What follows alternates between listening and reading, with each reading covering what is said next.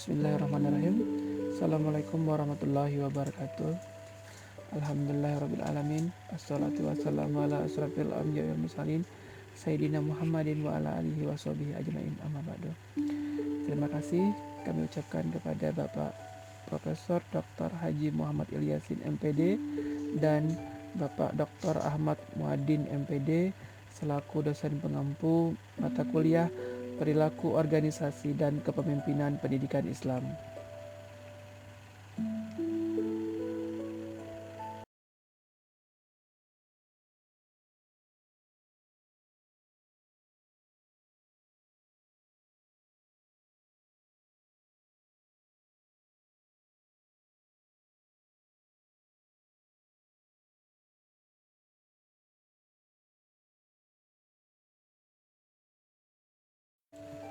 Saya akan mempresentasikan makalah saya dengan judul The Dynamic of People and Organization, Dinamika Masyarakat dan Organisasi.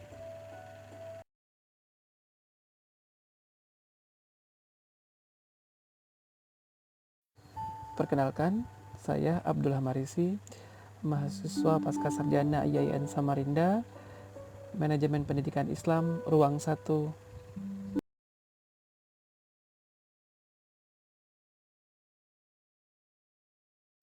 Bab 1, Pendahuluan. Latar belakang. Masyarakat kita merupakan masyarakat yang terdiri dari satuan-satuan organisasi.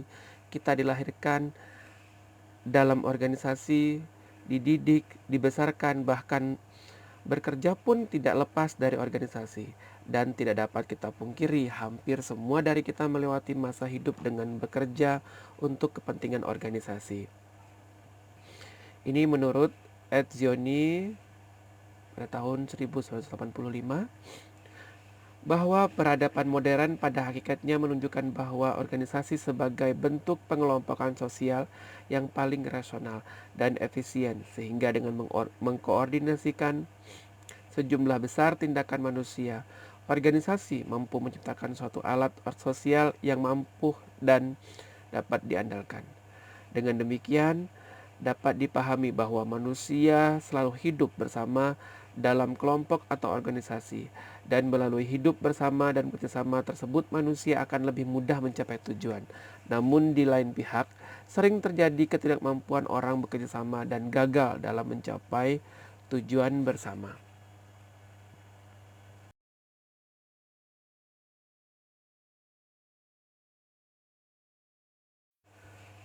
Semakin besar dan kompleks suatu organisasi, maka akan semakin besar pula tuntutan akan fasilitas, keahlian dalam melakukan pekerjaan tertentu, kemampuan untuk mempengaruhi orang lain, dan untuk berbuat sesuatu, dan kemampuan menggunakan konsep-konsep manajemen untuk mengelola organisasi.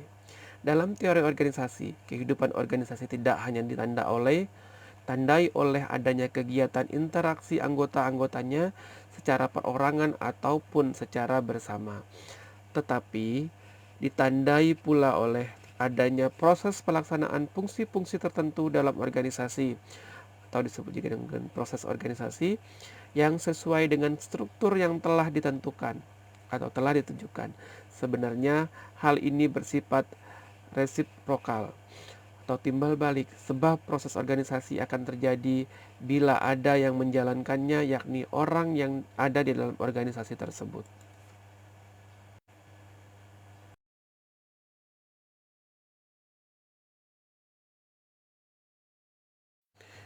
B. Rumusan masalah. Berdasarkan uraian latar belakang masalah yang telah dikemukakan di atas, maka dapat dirumuskan permasalahan pada makalah ini, yaitu 1. Apa dinamika organisasi atau aspek taksonomi, struktur, proses, dan individu dalam organisasi. Yang kedua, apa dinamika masyarakat.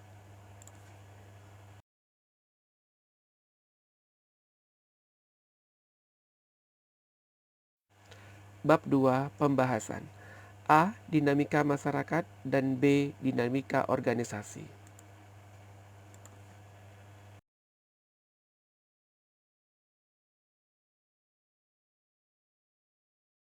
Dinamika ialah sesuatu yang mengandung arti tenaga kekuatan, selalu bergerak, berkembang, dan dapat menyesuaikan diri secara memadai terhadap keadaan.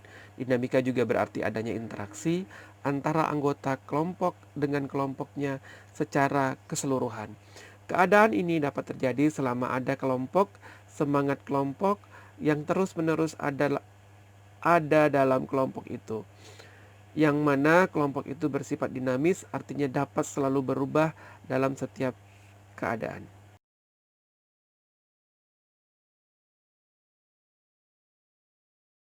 Masyarakat sebagai terjemahan istilah society adalah sekelompok orang yang membentuk sebuah sistem semi tertutup atau semi terbuka, di mana sebagian besar interaksi adalah antara individu-individu yang berada dalam kelompok tersebut.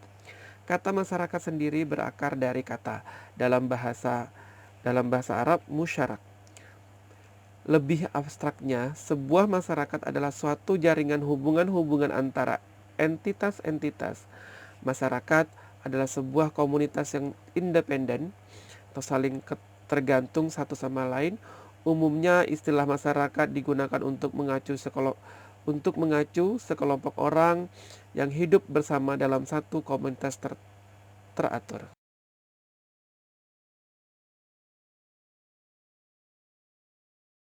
Pentingnya mempelajari dinamika masyarakat, individu tidak mungkin hidup sendiri dan di masyarakat. Individu tidak dapat pula bekerja sendiri dalam memenuhi kehidupannya. Dalam masyarakat yang besar, perlu adanya pembagian kerja agar pekerjaan dapat terlaksana dengan baik. Hal itu bisa terjadi apabila dikerjakan dalam kelompok kecil. Masyarakat yang demokratis dapat berjalan baik apabila lebih lembaga sosial dapat bekerja dengan efektif.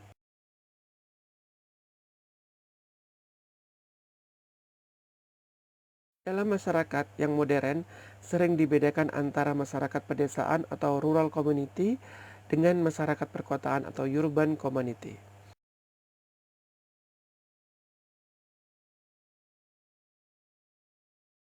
Norma masyarakat.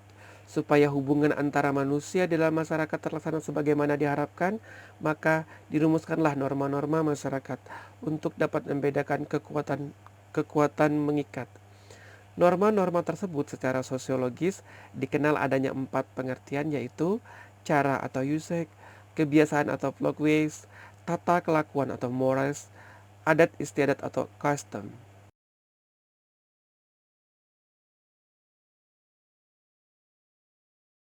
Faktor-faktor yang menyebabkan terjadinya perubahan di masyarakat. Satu, bertambahnya atau berkurangnya penduduk. Dua, penemuan-penemuan baru. Tiga, terjadinya konflik. Empat, terjadinya pemberontakan atau revolusi dalam masyarakat. Lima, lingkungan alam atau fisik yang ada di sekitar manusia. Enam, peperangan. Tujuh, pengaruh kebudayaan masyarakat lain.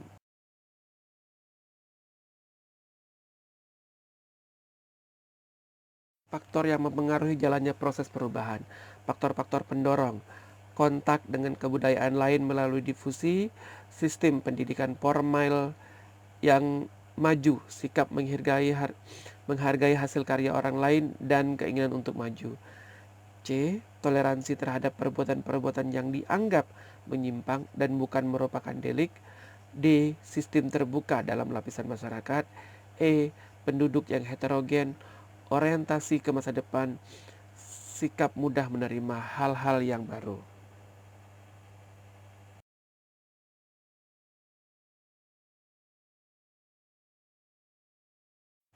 Bentuk perubahan yang terjadi di masyarakat. Satu, perubahan yang terjadi secara lambat dan perubahan yang terjadi secara cepat. Dua, perubahan yang lambat memerlukan waktu yang lama di mana ada serangkaian perubahan kecil yang saling mengikuti.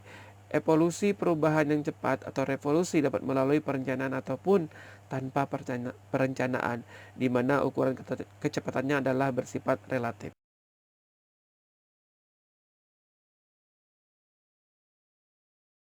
Yang kedua, organisasi. Organisasi berasal dari kata organon, dalam bahasa Yunani yang berarti alat. Pengertian organisasi telah banyak disampaikan para ahli, tetapi pada dasarnya tidak ada perbedaan yang prinsip. Di dalam suatu organisasi tertentu akan terjadi suatu dinamika, di mana menuntut perhatian pengurus dan anggotanya. Dinamika organisasi yang harus dikelola secara cerdas dan konstruktif ialah terletak pada konflik yang sering timbul di suatu organisasi. Karena dalam kenyataannya konflik tidak selamanya bersifat destruktif, akan tetapi akan mampu meningkatkan produktivitas suatu organisasi apabila dapat diatasi dan dikelola dengan baik.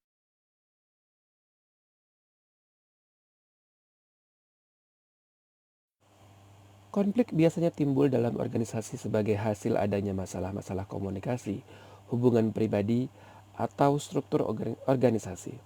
Karakteristik-karakteristik kepribadian tertentu seperti otoriter ataupun dogmatis juga dapat menimbulkan konflik. Arti konflik banyak dikacaukan dengan banyaknya definisi dan konsepsi yang saling berbeda. Pada hakikatnya, konflik dapat didefinisikan sebagai segala macam interaksi pertentangan ataupun antagonistik antara dua atau lebih pihak. Konflik organisasi, organisasional konflik adalah ketidaksesuaian antara dua atau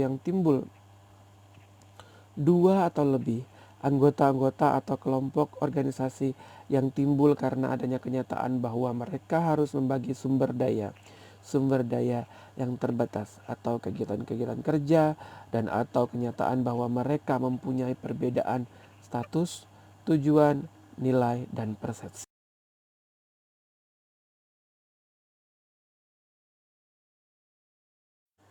Jenis-jenis konflik. Ada 5 jenis konflik dalam kehidupan organisasi. 1. Konflik dalam diri individu. Konflik terjadi bila pada waktu yang sama seseorang memiliki dua keinginan yang tidak mungkin dipenuhi sekaligus. 2. Konflik antar individu. Dalam organisasi yang sama karena pertentangan kepentingan atau keinginan. Hal ini sering terjadi antara dua orang yang berbeda status, jabatan, bidang kerja, dan lain-lain. Yang ketiga, konflik antara individu dan konflik seringkali berhubungan dengan cara individu menghadapi tekanan-tekanan untuk mencapai konformitas yang ditekankan kepada mereka oleh kelompok kerja mereka. Yang keempat, konflik antar kelompok dalam organisasi yang sama. Konflik ini merupakan tipe konflik yang banyak terjadi di dalam organisasi-organisasi. Konflik antar lini dan staf pekerja dan pekerja. Yang kelima, konflik antara organisasi. Konflik antar organisasi, konflik ini biasanya disebut dengan persaingan.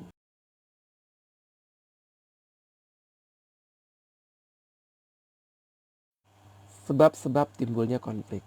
Setelah mengapa ada konflik, biasanya ada sumber-sumber yang menjadikan konflik tersebut muncul. Secara umum, biasanya terjadi karena tersebut di bawah ini. 1. Adanya aspirasi yang tidak tertampung. Yang kedua, saling ketergantungan tugas. 3. Ketergantungan satu arah. 4. Ketidakpuasan atau perasaan ketidakadilan. Yang kelima, distorsi komunikasi. 6. Tidak ada pedoman. 7. Aturan yang kurang jelas. 8. Kurang transparannya informasi.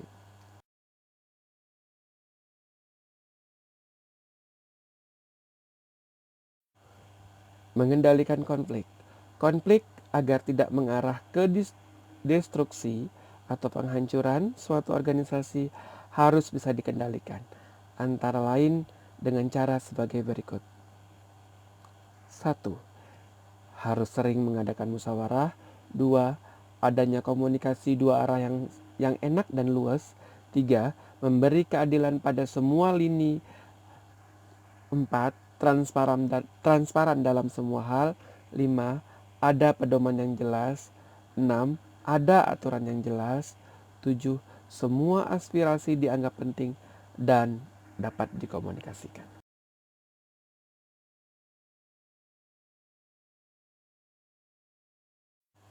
Bab 3. Penutup. Kesimpulan. 1. Dinamika masyarakat dan kebudayaan tidak lepas dari bahasan tentang masyarakat dinamis, mobilitas penduduk, peristiwa kebudayaan, dinamika sosial, internalisasi dan sosialisasi. Dinamika masyarakat dan kebudayaan adalah cara kebudayaan masyarakat yang selalu bergerak, berkembang, dan menyesuaikan diri dengan setiap keadaan.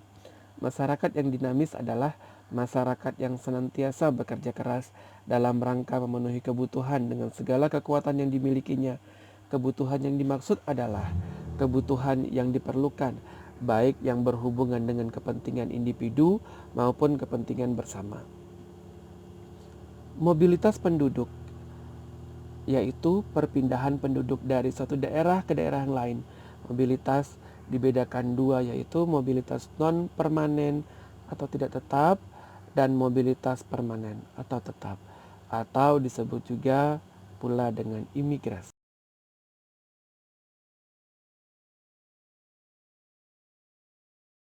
Kesimpulan yang kedua, dinamika yang terjadi dalam organisasi dapat dikatakan sebagai suatu seni yang dapat memberikan gambaran pada kita mengenai proses yang terus terjadi di dalam suatu kelompok atau organisasi.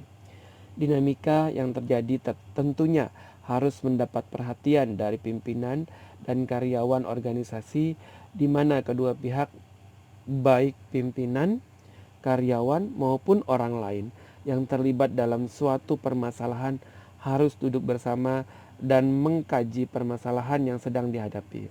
Berdasarkan beberapa pandangan mengenai konflik dijelaskan mengenai dua pandangan, yaitu pandangan tradisional dan modern, di mana konflik dapat terjadi karena dipandang sebagai suatu proses sederhana dan optimistik atau pandangan tradisional, dan konflik yang dianggap perlu terjadi karena konflik dapat membuat individu mempertahankan argumentasi yang dibuat berpikir lebih kritis, inovatif, dan kreatif.